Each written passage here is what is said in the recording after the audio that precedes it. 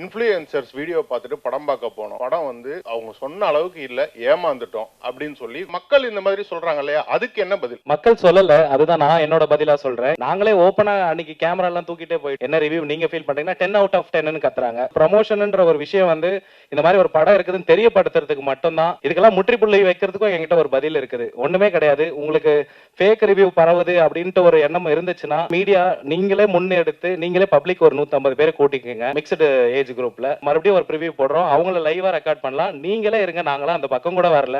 அப்போ ப்ரிவியூ என்ன ரிவ்யூவோ அதை நீங்க கொடுங்க, நாங்க அதை தாராளமா ஏத்துக்கிறோம். இந்த மூவியை வந்து நீங்க தியேட்டர்ல இருந்து கூட வெளியே எடுத்துருங்க.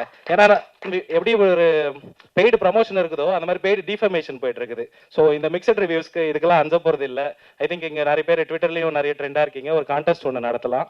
அந்த கான்டெஸ்ட் வச்சு பப்ளிக்ல இருந்து 150 மெம்பர்ஸை கூட்டிட்டு வாங்க. டெஃபினட்டா ரிவ்யூ போடலாம். அங்க ஒர்க் அவுட் ஆகலன்னா நாங்க அடுத்த நாள் எங்க படத்தை தியேட்டர்ல இருந்து எடுத்துறோம்.